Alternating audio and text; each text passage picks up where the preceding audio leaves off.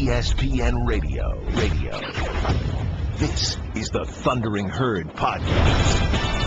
Oh, it's the Herd on ESPN Radio, wherever you may be, however you may be listening. Thanks for making us part of your day. Presented by Progressive Insurance. All of our guests via the Subway Fresh Take Hotline, simulcast on ESPNU this morning. It is a great morning. It is going to be 75 degrees with no humidity where I live. It is going to be a great morning. It's amazing. So I moved my family out to California. I've lived a bunch of places, I like it.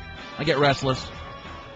And, like when you move into a local, if you're moving to New York or you're moving to L.A. or you're moving to Dallas, Chicago, wherever you move to, you got to get a dentist and you got to get a gym and you got to get an eye doctor and, it takes a bunch of time. And then you become part of the city. It just takes months and months and weeks, and then you kind of get into a tempo and stuff. I got to tell you something. I think right now the best part about living in Los Angeles for me is the news people. Not only do they have the greatest names, Johnny Mountain, Dallas Raines, like they're all named like that, Kelly Malibu. They're the best looking people I've ever seen in my life. Seriously, when you live in a city, especially a warm city, there's a psychology of warm weather. You're out more, you get a little thinner, everybody's got a nice tan, you dress better. If you go to a local city that has warm weather and you just turn on the local television, people are good looking. Seriously. Al Boulder. Everybody's got these names, the local TV. I remember one time I flew in and I went to Pittsburgh. It's nothing against Pittsburgh. People are nice in Pittsburgh. But Pittsburgh's got cold weather and it was the winter and this was like 7, 8, 9, 10 years ago. And I didn't want to go out. It was lousy weather and I turned on the local news. And, they've got like that local news thing, it's like local Pittsburgh. Everybody, all the anchors, they had like aggressive mustaches and like regrettable hairstyles. There was a lot of wool. And it was nose hairs. It was really not made for HD. They all kind of looked like they'd been beaten hours before by a wiffle bat. Like nobody really, it was just not. And I'm sitting there in my hotel room and I'm like, they all look like the before picture. I'll tell you, you should move to Los Angeles and you should just for the local news people. You can't, you'd think if I gave you names and you had to guess if they were real or fake, I don't think you could figure it out. Bill Sprinkle, Buddy Cashmere, Enrico Ferrari at 11 o'clock. Summer Breeze and Amy Pencilskirt coming up at noon. Forest Grove tonight at 11. Some of those are Paul Major, Jim Hill, Mountain Hill, Boulder. I'm telling you should move here just for the local news people. You really should. I strongly encourage it. Talked to my friend Bill Simmons yesterday. I'll get to that later. It used to be when I lived when I first started talking on ESPN Radio like a decade ago, right? And I host a show. I brought certain things to the show that I liked, right? Like I was a football guy. I grew up and I loved college football. But when I first came to ESPN, you had to apologize, basically, if you liked college football. Because the network only aired like 75 games.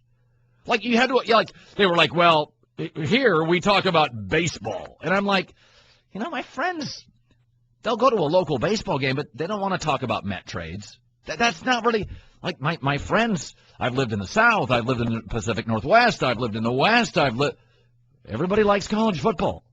All my friends do. And I have like a wide swath of different people in different regions as friends.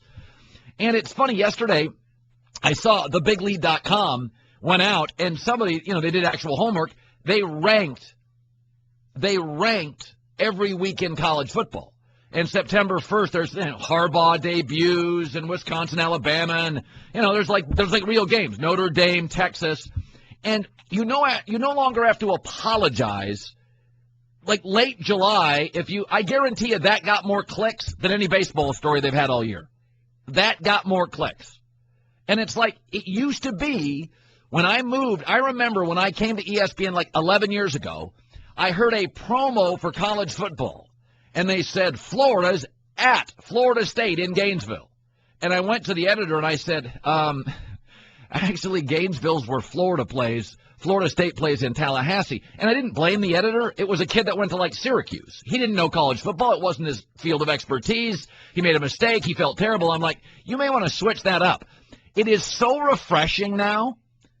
Like if you really love something and you think it's really big. And for years, I was like the guy screaming about recycling 10 years before you got the blue container.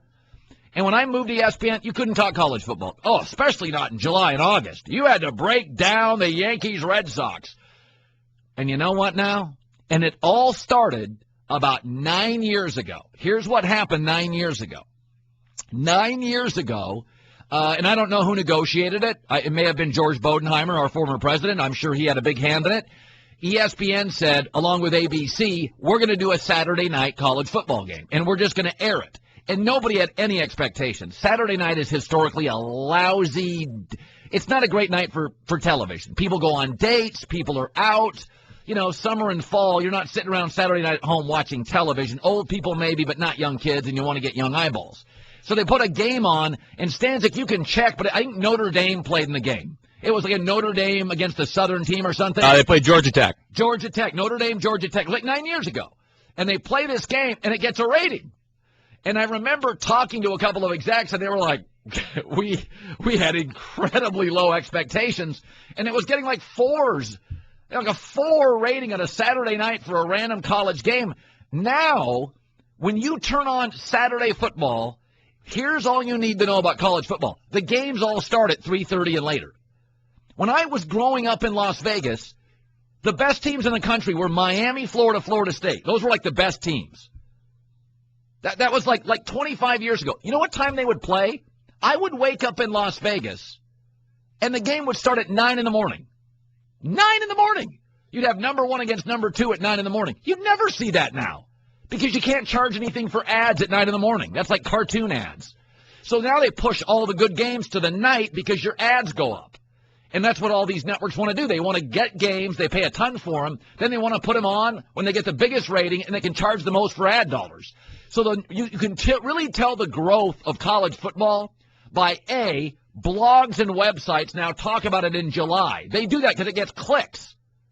They either talk about guys like me changing places, or Bill Simmons, or they talk college football in July and August.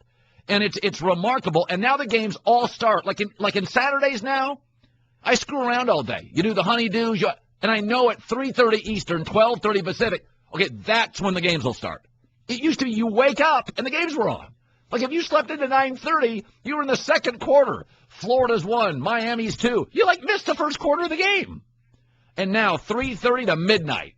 Big game, big game, big game, big game, big game, big game. If you're a sports fan and you love college football, you don't have to apologize for it anymore. Like you can talk about it. You know, and I remember when I first came, it was like, well, you know, the big cities don't really – if the big cities want to talk baseball, let them talk baseball. Go for it. But you can watch when they're putting the games on, watch the blogs. The reason they're putting this stuff on, I bet you, is to get clicks. People care about it. You have to follow the audience lead. You got to follow the audience's lead. So that was interesting to me. We have a movie critic on, summer movies. Kirk Herbstreit will join us today. Jeff Saturday may stop by, Phil Steele. We got a lot of stuff. And, yes, I did talk to my guy Bill Simmons yesterday. Very happy for him. Very happy. By the way, I'm doing these shows without a producer here. And so my guys are all back in Connecticut, and I'm doing it here. I was talking yesterday. I'm going to go watch a couple of movies here in the next week. Did anybody watch Sharknado 3 last night? I can't even explain that. You know, it's this kind of tacky, goofy, awful movie that now they've made 3 Sharknados. Did anybody watch that last night? I think more people than you think. It was on the Sci-Fi Channel. Actually watched that movie. Yeah. It's like not even a B movie. It's like a D movie. And it's a thing. Like, people watch that now. 1-888-SAY-ESPN. So you watched it, Vince? Yes, I did. I did watch it. Now, was it awful? It was very bad, but if you can buy into the campy, seeing Mark Cuban fire off, killing sharks with a shotgun. So it was okay. It was. What were you entertained by it? I was. I think even more so. Like my kids around me, they were entertained and laughing at it. Very gory though for what it was. Okay, so it's campy, but it's a comedy, right? It's not. It's a comedy. It's so over the top, it's ridiculous. Okay, like remember when we were kids in the movie Airplane? You guys don't remember that? Kareem Abdul-Jabbar was in Airplane. Leslie Nielsen was in Airplane. You remember that, Vince? I think is that what it is, basically? It's similar that it's over the top, yeah. Okay, so Vince watched it. I'm very proud of Vince. Colin Cowherd. The Thundering Herd Podcast. Baseball always had a very unique relationship with American newspapers. You used to have to buy a newspaper to get the box score. So if you love baseball, and America 30, 40, 50 years ago was enamored by it much more than today, it's still very, very profitable, but it's eroded as far as public sentiment and water cooler vibe and talk. You used to have to buy a newspaper to get a box score if you wanted the night before's box score. Whereas television has always had a better relationship with football. TV replay, a football field is sort of shaped perfectly for a television set. And that's why the NFL, college football's always had a great relationship with network television. Baseball's always had a great relationship with newspapers because they helped each other. Baseball helped newspapers years ago, and newspapers helped baseball. And football looked better on TV. It was perfect. It was the perfect little box for it. And now, even if you watch HDTV and you get those channels in the thousands, and there's something about certain sports that just work more than other sports. I don't feel baseball's energized or elevated with HD. I feel like hockey is. I feel like football is. It's very much tech friendly. And it's interesting now, though, what I'm watching is newspapers are dying. We see emerging internet and digital products, and they all get it now, that football drives the bus for everything. It is just more interesting, and even the major markets now are watching college football. They tell you they're not. They are. The numbers prove it. That's why the networks are fighting like mad over all these. The Big Ten Conference is up for grabs. You watch all these networks fight for that baby. You watch all these networks throw, hundreds of millions of dollars at one conference. Hundreds of millions. I don't think it'll go to billions, but it could be a $400, $500, $600 million deal. So I'm reading this morning. Who wrote this? Oh, NFL.com ranked the backup quarterbacks number 1 and number 32. It was a good effort. I don't really care about backups, but they had categories like starting material, rounding out the top 10, serviceable stand-ins, a bag of cats, just dudes. It was pretty funny. So I said to the guys, you can really categorize in your own special category NFL quarterbacks. And to me, there's a very, very small group I would call Group A, coffees for closers. Coffees for closers only. And to me, there's only 5 guys in this league that I'd have in it. Rodgers, Luck, Brady, Flacco, Russell Wilson. And that's it. And because to me, that group is defined by 1 minute left in the game. Who would I not want to face? And if you look at December, January, February numbers for Russell Wilson, 30 TDs, 8 picks, 104 quarterback rating with the best legs in the league. Here's a truth about Russell Wilson. He gets better as the seasons go on and better as the game gets later. Joe Flacco has been unbelievable. He was 8-3 in the postseason before last year's playoffs. 20 touchdowns, 2 picks. You don't want to admit it. The nation doesn't want to admit it. But we all know Rodgers, Luck, and Brady are great. Flacco and Russell Wilson are 2 other guys you don't want to face. They've got the ball, 1 minute left. You don't. My second group would be called donut holes. Yeah, it's really talented guys, tasty. There's a hole, though. Big Ben gets injured. Tony Romo makes late-game mistakes. Cam hasn't won the big one. Stafford can be sloppy. Matt Ryan, I'm not sure if he can throw the big balls in bad weather. Eli Manning, immobile, turnover-prone. Breeze getting older, Phillip Rivers hurt. But for the record, the first group can carry a team. I believe Russell Wilson can do that. The second group can win a Super Bowl. So I don't consider them the first group, but they can all win a championship. The third group is the Peyton Manning group. Peyton Manning, that guy's pretty good. If you like 6'5", 230-pound quarterbacks, laser rocket arm.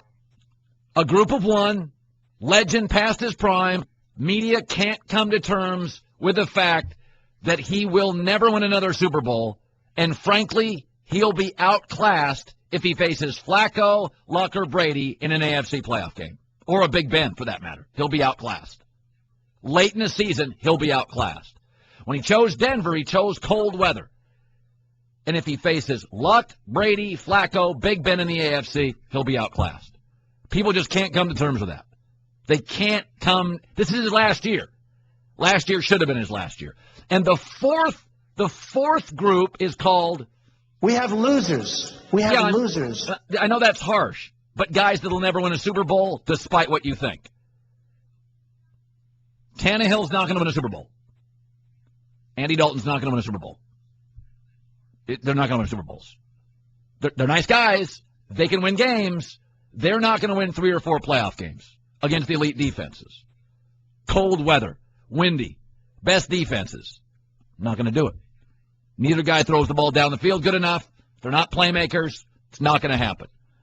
So to me, and when we got into this discussion this morning, we mostly agreed the two areas people don't agree with, and let me go baseball dork here, just go to the data. If you look at Russell Wilson in December, January, February, and that is what this league is. It is a post-Thanksgiving league. He completes 63% of his throws, 30 touchdowns, 8 picks, 9 yards of completion, 103.4 quarterback rating. That is the stuff of legend.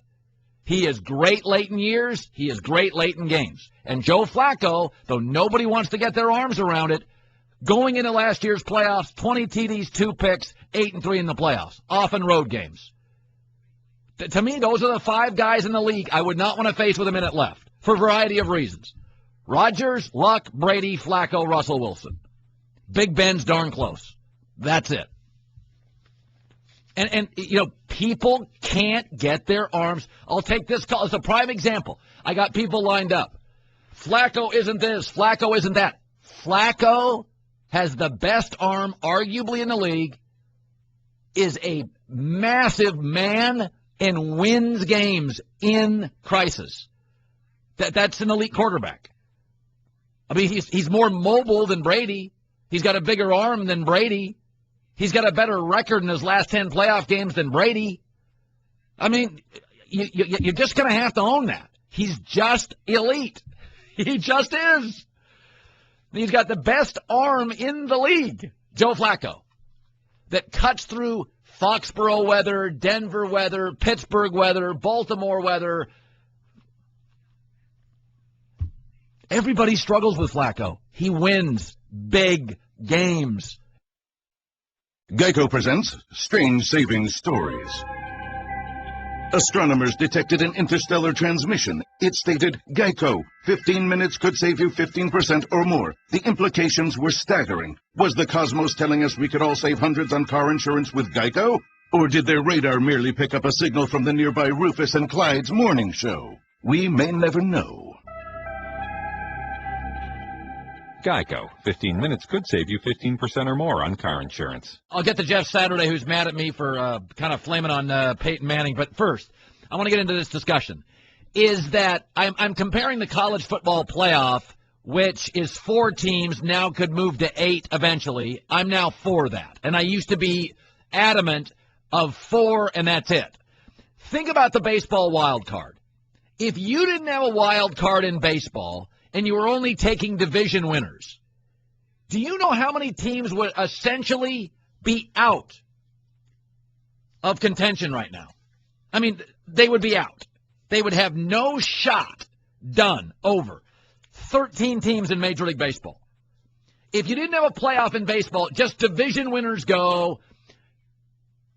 The Red Sox, Indians, White Sox, Rangers, A's, Mariners, Marlins, Phillies, Cubs, Reds, Brewers, Padres, D-backs, Rockies. Thanks, over. We just passed the All-Star break. And it's over. And it's July. And you're handing all those cities basically a vacation slip. You're done. Now just look at your local NFL team. In Miami, Philly, these are big NFL towns. You're trying to keep those fans energized about the baseball franchise. You don't want to go in Miami, Marlins season, done. All-Star break, done. All right, let's talk Dolphins on the air. Every radio station in Miami is going to talk Dolphins. Nobody's going to talk Marlins. You want to have that playoff so that you can keep these teams right now that are 8 and 9 out of first. You want them to be in for at least another 6 weeks. So, 6 weeks to 8 weeks. So that's why you do the playoff. And I've always made the mistake in the college football playoff. I always said that if you had 8 teams, it would ruin a handful of games late in the season. But I'm also forgetting, I looked at it from only one vantage point. It will also add drama to teams going into the last week that are not in the top 8. They're ranked 9th, 10th, 11th, 12th, and 13th. There's 5 games where they have a chance to move into the 8. So, yes, maybe the Auburn-Alabama game doesn't feel as significant nationally if they're both in the top 10, which happens about every other year they're both in. But there's going to be all these other fringe games just outside of the 8. 8, 9, 10, 11, 12, 13, 14. Those guys could move up based on upset losses and upset wins. So I think much like the baseball wild card playoffs, if you're including and extending cities' interests in their teams and in their games, it's no lose. It's no lose. And that's why I've always supported baseball expanding playoffs. If you watch what's happening in America, we don't watch regular seasons much outside of football. Nobody watches the NBA regular season much, and that's a popular sport. So playoffs are where you make your money and get your eyeballs. Make them bigger, make them broader, include more teams, get more discussion. We all win. You win, I win, my business wins, my eyeballs win. All right, Jeff Saturday is joining us. We were talking about Mike Sano did a thing yesterday where he interviewed 35, 40 NFL insiders. They ranked the quarterbacks. Then there was another article this morning that ranked backup quarterbacks. And I said, to me, there's sort of 4 food groups of quarterbacks in the NFL. There's the 5 guys with a minute left that I don't want to face. Rodgers, Luck, Brady. I'm a Flacco, Russell Wilson guy. And I know people go crazy on Russell Wilson. Look at his November, December, January, and February counting Super Bowl numbers. He's 30 touchdowns, 8 picks. So Jeff Saturday is coming on, and then I said there's a second tier of guys, and I didn't put Peyton Manning in it.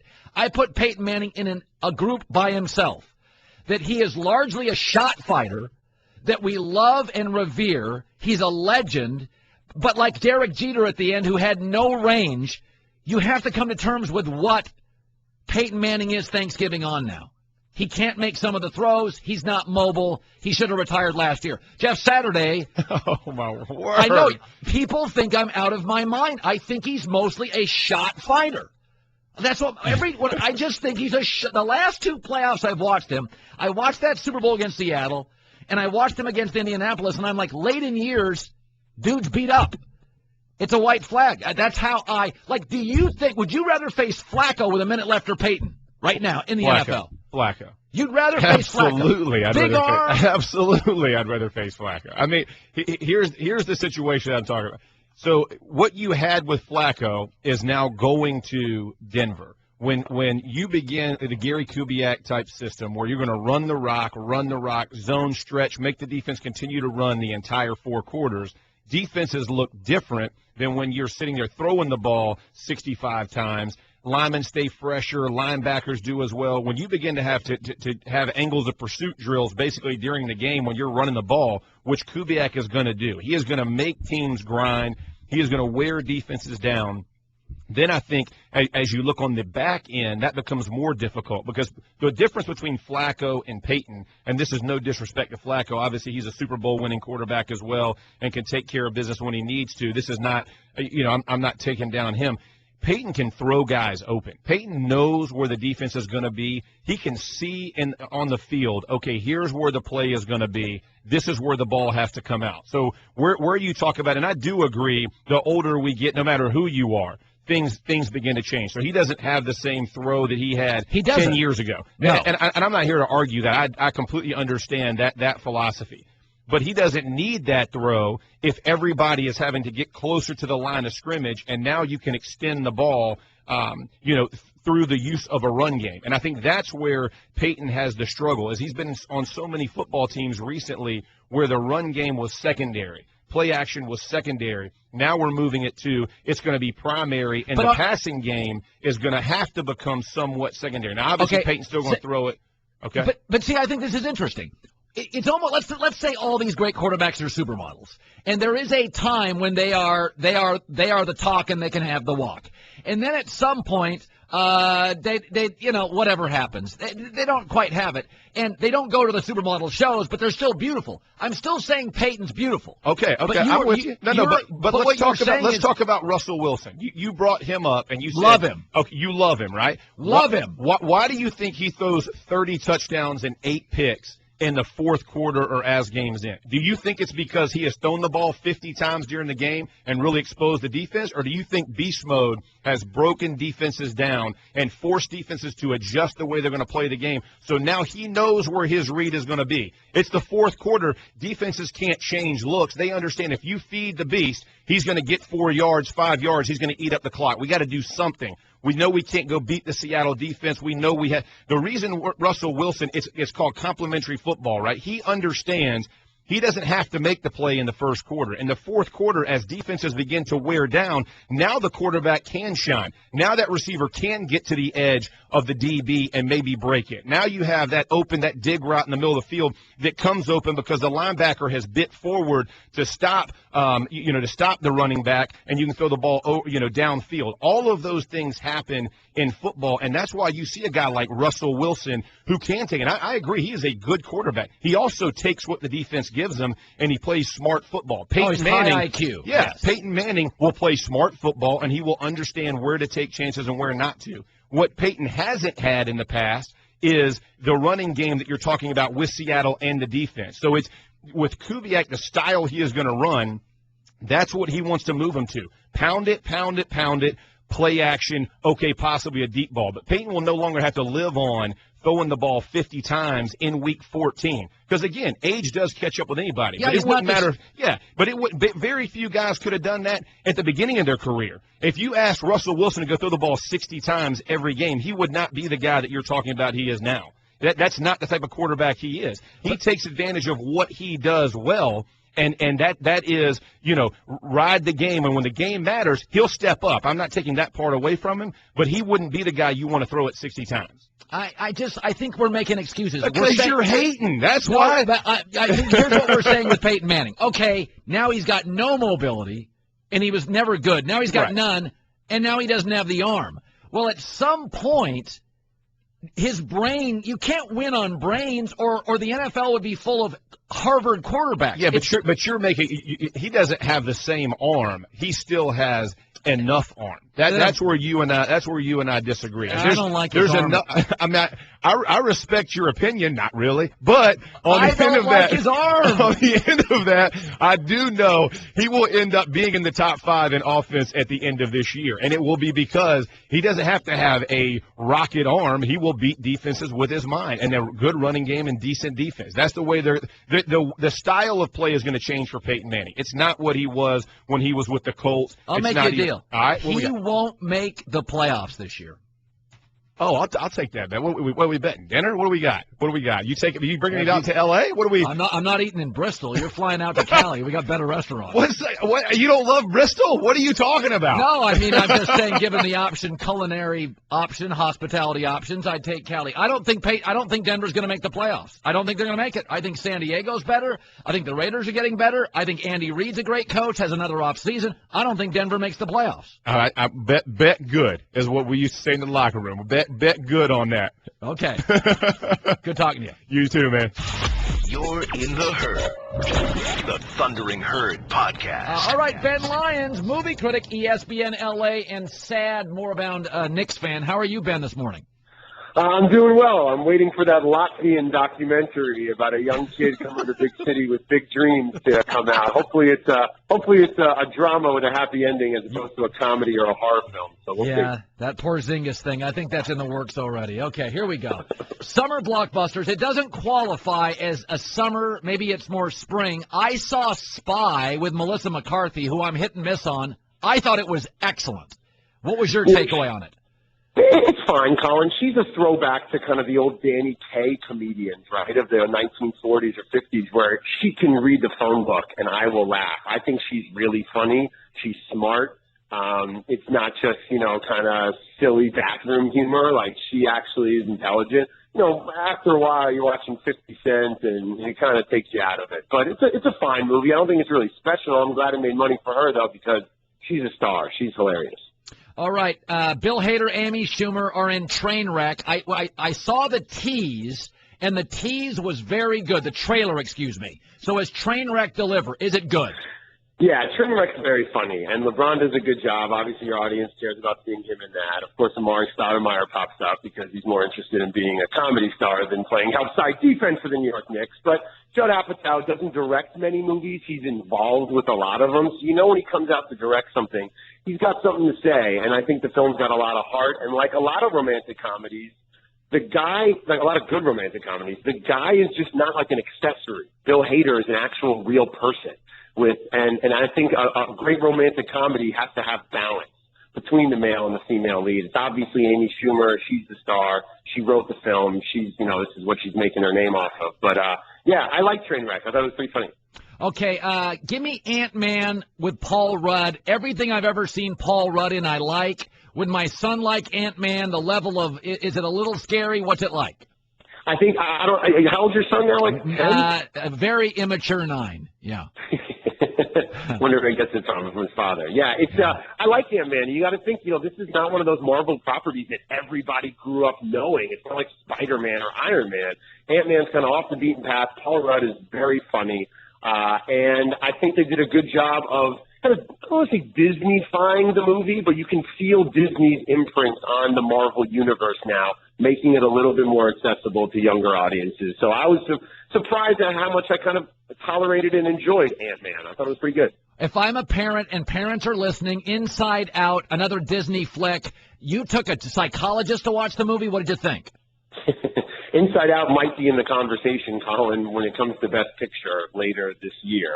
The Pixar films have so much heart. They're so intelligent. It's really challenging for parents, I would imagine, to go see a movie like that and then walk out of the theater and have to have those kinds of conversations. But that's what great films do. They stay with you for a long time. So Bill Hader also voicing that, Amy Poehler, Mindy Kaling. Yeah, Inside Out is right there with one of the great Pixar movies of all time.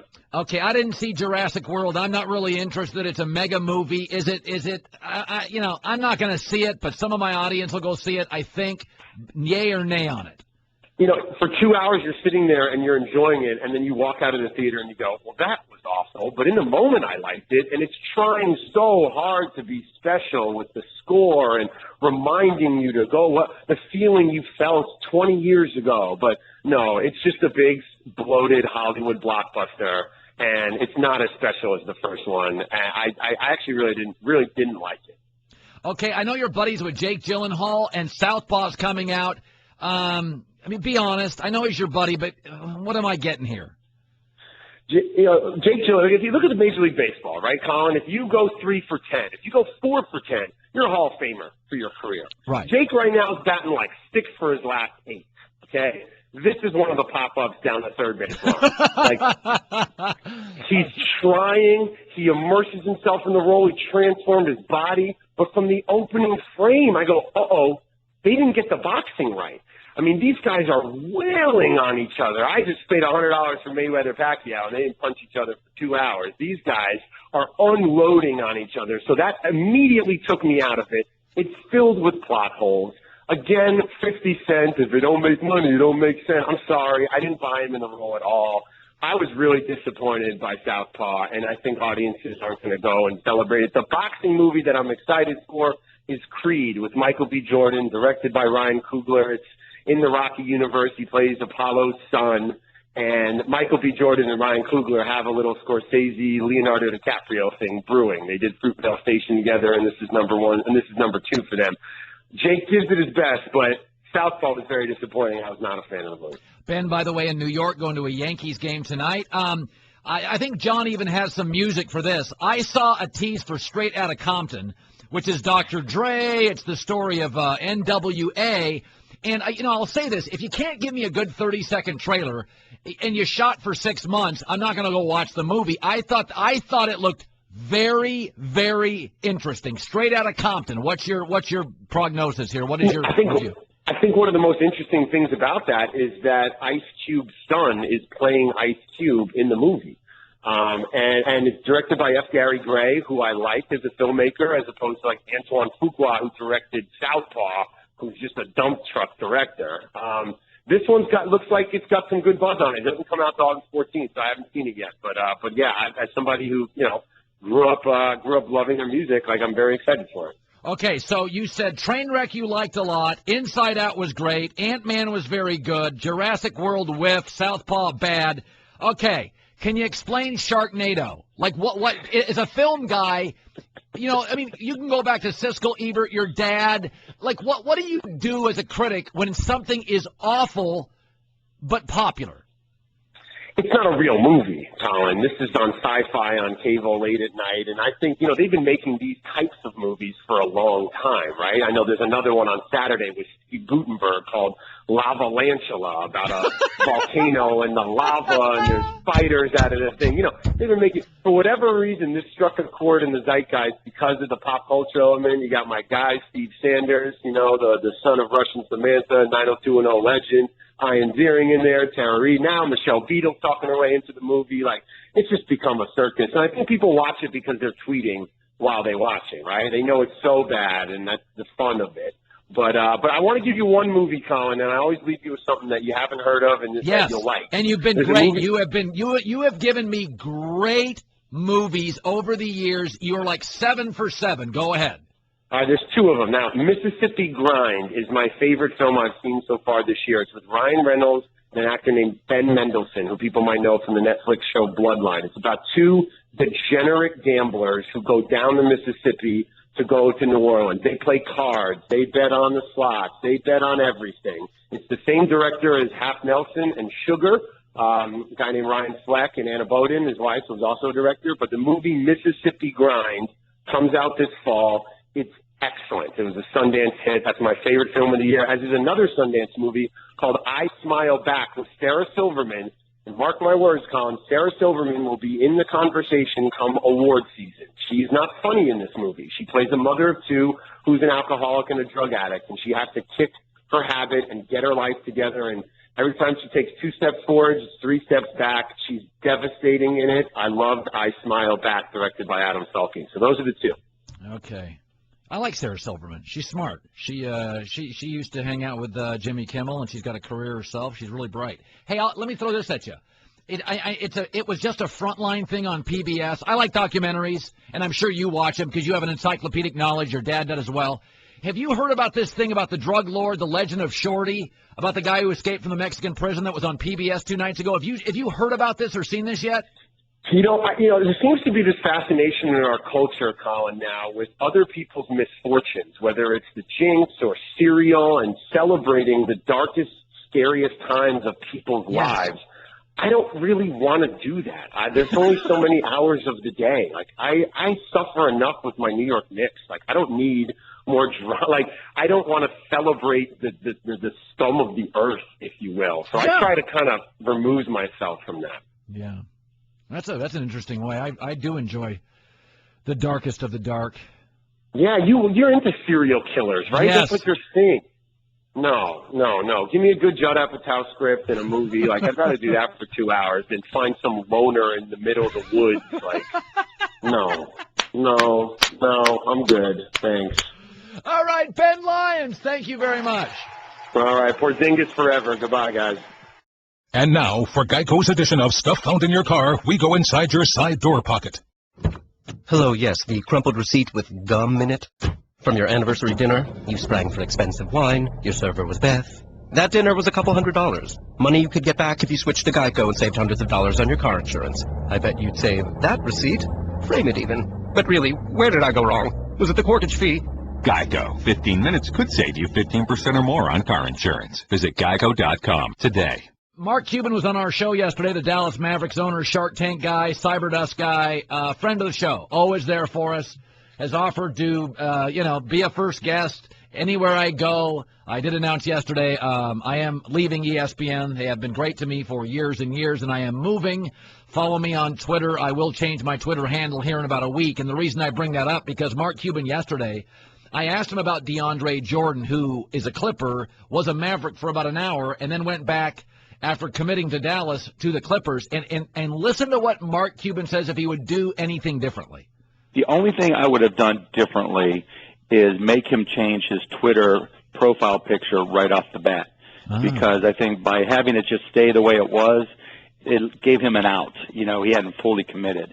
So, just having him change his social media profiles right then was something I thought about, and I thought, nah, that's not an issue. Let's not bring it up. But what happens? You move on. Next. When he first said that, I thought, really, a Twitter bio? But I'm going to change mine here in a week, and, it's something. It's something. And I was talking to Vince this morning and the guys this morning, and it is sort of an expression of a commitment.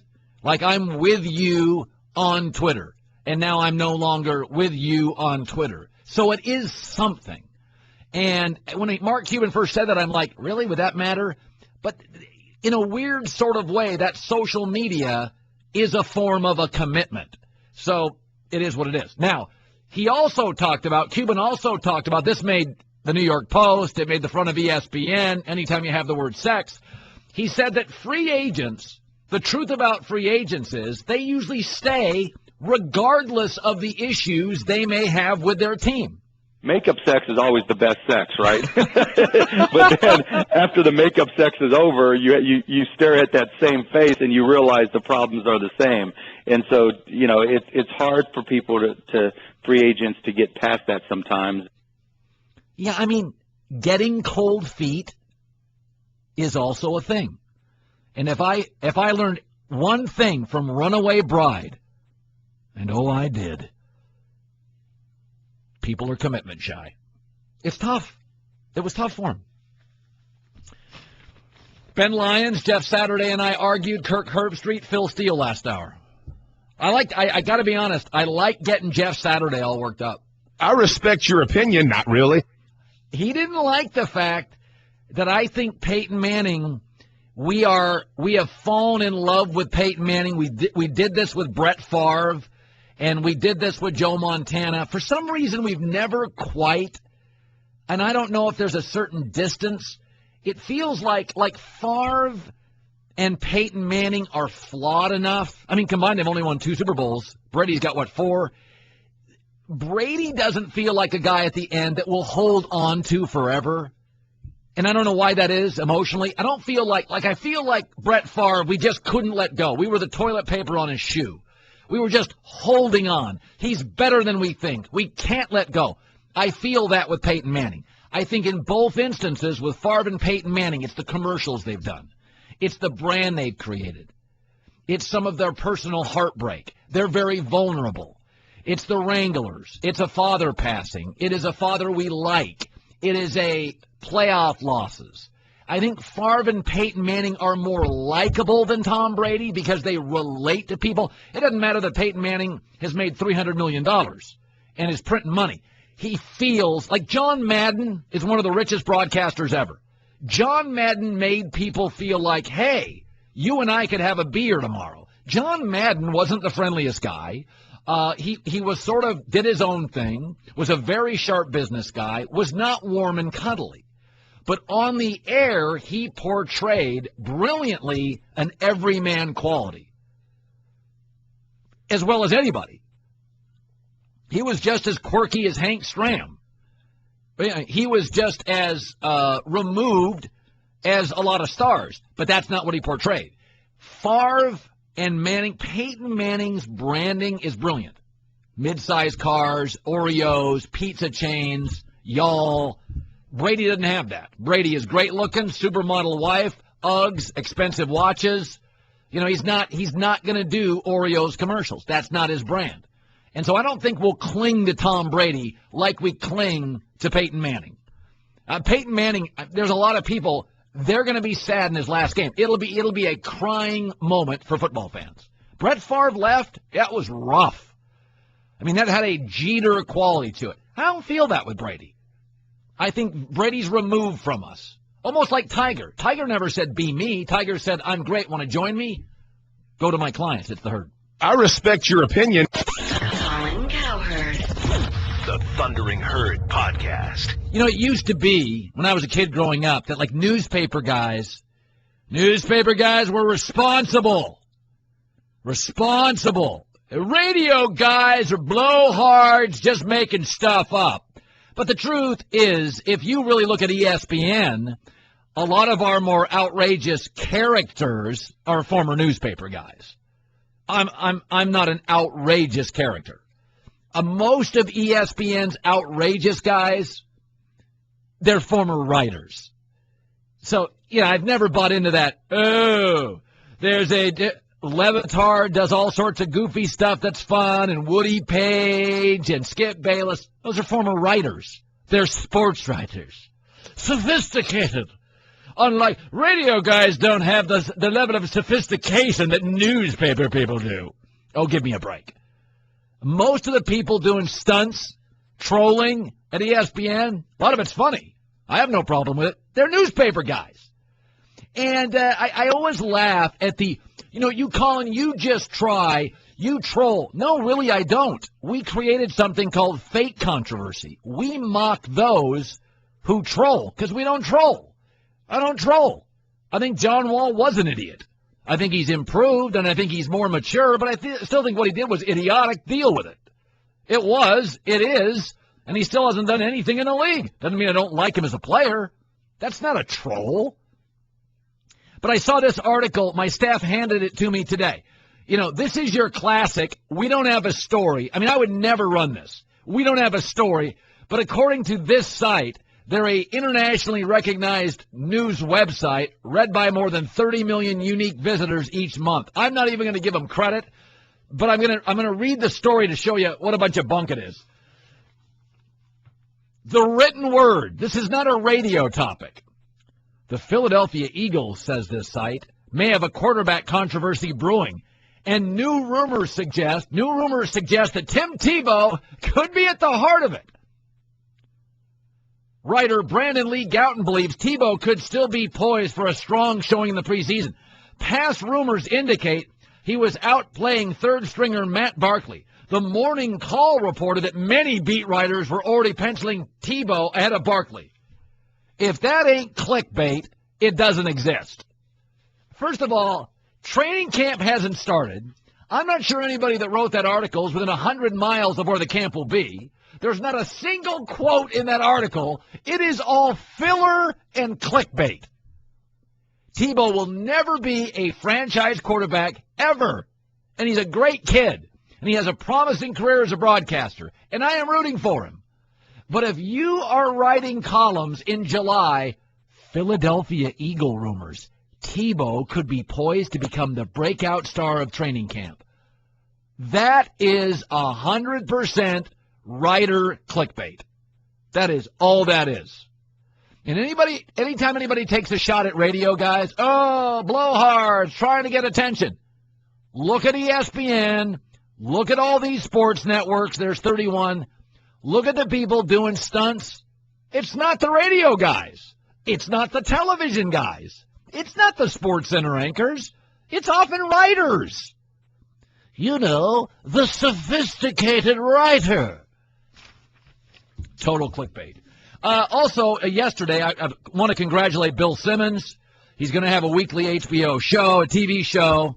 At HBO, you have like 20, 30 episodes. That's probably what it'll be. And he's going to do some production stuff. And he's an idea guy. So for Bill, who's a fan of the show, and I'm a fan of Bill, we talked for a half hour yesterday. HBO is perfect. HBO Sports, in my opinion, needs some energy. It feels a little stale. And Bill's a kind of a builder and an idea guy, a guy I'd always want on my roster. He can be subversive at times, but I think that's part of his genius. And if I had a sports network, he's a guy that would come up with a million ideas, and I'd like 13, and 12 would become incredible productions. So now Stanzik this morning, who's a fan of Simmons, you were perplexed by it because I wouldn't say perplexed. I just thought it was a little weird that there was no mention of him writing. I feel like he made his bread as a writer, and that was his number one strength, and that is nowhere to be found in this new deal. Okay, it's like you going to another network, which I guess you are, and not hosting a radio show. I would say this. People define Bill as a writer. I define Bill as an idea guy. So I think he's a better writer than maybe like a TV host? Yeah, I think that's his strength. I think where does he best express those ideas? Through production. Ooh, good save. As a writer, in print or on the internet. That's where he expresses his ideas the best. He produced Grantland. So which is a website where people write. That's right, but Bill didn't do most of the writing. Bill's production creation. Bill's a creator and an idea guy. So, Bill didn't write for Grantland that much. Sure he did. I mean, he obviously had other responsibilities, but he was still writing. Yeah, but the genius of it was he built it. He was the architect, just like the 30 for 30 series. He didn't star in any of them. He's the one that came up with the ideas with Connor Schell. So I think the mistake with Bill is saying he's a writer. What Bill really is, he was a writer and can write. He's really an idea guy. Yeah, no, I think I agree with you. I mean, I'm sure he'll be successful. I'm rooting for him, but I think his number one strength is as a writer. That's not to say he can't be successful doing something else. But the thing I think he was most successful at in his career to this point has been as a writer. I would say this. Almost all writers, and I'm not a writer. I can write a book, but I'm not a writer. I mean, I think there's an arc, and I think there's an end date. I think writing is hard. I can do radio forever. Mike Wallace did television until he fell ill and died. I mean, it was like Morley's safer. I watched 60 Minutes this past week. I don't know how old Morley is. Morley's got to be 80. I think writing is difficult. And I think Dan Jenkins, Rick Riley, maybe Bill Simmons. I think most writers that are prominent, Frank DeFord, I think they just reach an end game. And it's so hard. Instead of mailing it in, I think I can do radio and be creative for another 20 years. I'm 50 to 70. Rush Limbaugh will die on the air, and his show at 70 will sound like a show at 50. But I don't think it works that way in writing. I think you bleed too much with every book and every column. And I think Rick Riley just didn't want to grind anymore. I don't get sick of the radio grind. I think writers get sick. And by the way, Will Smith was known as a rapper. But Will Smith wasn't a rapper. Will Smith was an idea guy. And if you look at what he has produced, Will Smith was always a natural-born creator. So that's what I think. I think Simmons is a natural-born leader and creator who can drive management crazy. But I don't know. I don't pigeonhole him. I think we do that a lot. Like I had an NBA general manager tell me this once. He said, everybody wants labels. He goes, I just want players. You guys are like, he's a 2. He's a 3. He's a stretch 4. He's like, LeBron's everything. That's what I want. You know what I mean? Michael Jordan was the point guard, Andy was the 2 guard, and he could guard a 3. Like, we're so caught up in labels, like this guy fits there. The best basketball player in the world is LeBron James. What makes him great? He can play 1 through a 4. That's what makes him great. Chris Bosh can play center, or you can put him out, and he's almost a 2-guard on the wing. That's what I like about Chris Bosh. Yeah, it's not like, by the way, it's not like Bill Simmons. I mean, he's slightly altering his format. He's not becoming a brain surgeon. You know, he's not, it's not, the difference between writing, producing, TV, and radio, I mean, I've proven it by writing a book, and I'm not a writer. Okay, so you're just altering things a little. It's still communication. Interesting. Yeah, anyway, I just spent 5 minutes on, I mean, the Marlins put a general manager in their dugout. People freaked out. You know, like, whoa! It's baseball. You don't think a general manager can manage? Like, it's impossible? The game is too complex? Like, I've never bought into that baseball is just too complex. Really? A third of the sport is from the Dominican Republic. The Dominican Republic has not been known in my lifetime as having, you know, world-class academic abilities. I mean, a lot of those kids come from rough backgrounds and have not had opportunities academically that other kids from other countries have. Baseball's like any sport. It's mostly instincts. A sports writer who covers baseball could go up to Tony La Russa and have a real baseball argument, and Tony would listen, and it would seem reasonable. There's not a single NFL writer in the country that could diagram a play for Bill Belichick. You know, we get caught up in this whole thinking man's game. You got to be. Is it in the same family? Most people can do it. To me, media is all sort of. It's not being a concert pianist. It's in the same family. Check out The Herd with Colin Cowherd weekdays from 10 a.m. to 1 p.m. Eastern on ESPN Radio, ESPNRadio.com, and on ESPNU. The Thundering Herd Podcast.